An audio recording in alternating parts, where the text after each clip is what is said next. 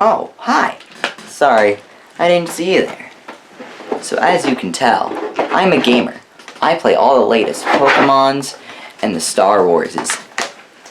But contrary to popular belief, did you know that gamers have feelings too? Some people seem to think that video games cause violence and causes gamers like me to go out and go on a rampage of murder and killing. And they're right. But despite the fact that they are psychotic and evil, they still do have feelings. And believe me, I know all this, because not only am I a gamer, but I'm also a doctor. I also have this business card to prove it.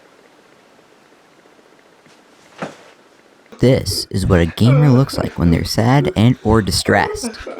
As you see, it's very sad and pathetic.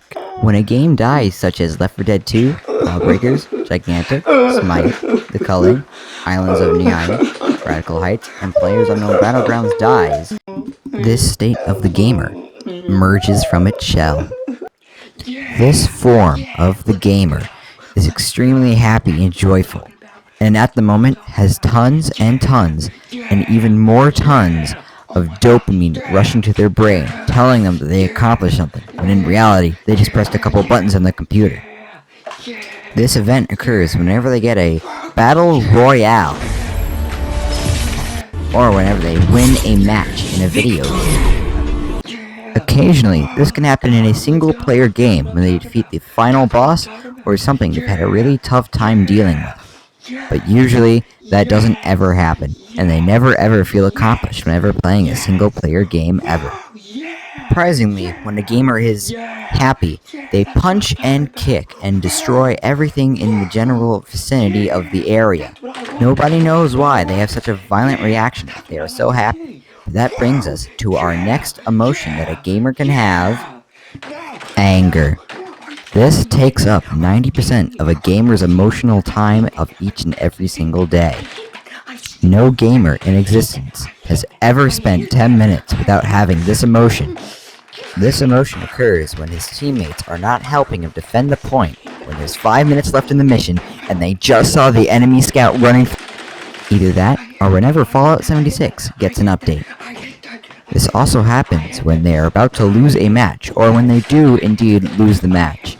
They get extremely angry just like this. They scream and shout and punch their keyboard, even though it didn't do anything to them. And if you remember correctly, when they're happy, they scream, punch, and kick, just like when they're angry. So do indeed be careful whenever you're around a gamer and you see them punching and kicking their keyboard. They could either be extremely happy, or they could be extremely angry. After about 10 hours or so, they tend to crash from extreme anger and exhaustion. A great way to speed up this process is by force-feeding them melatonin, or using a military-grade tranquilization dart. I hope this helps and sheds some light on the gaming scene and allows everyone out there to learn that gamers do have emotions. They're not just empty husks and murdering machines. Even though they're pretty good at killing things because, you know, the whole video games cause violence and, yeah. So if you excuse me, I'm gonna go play some games.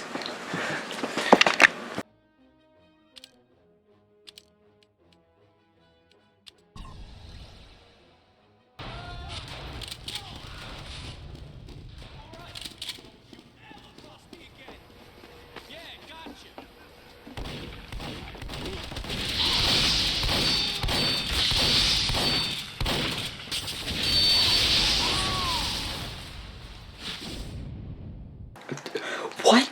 How did I die?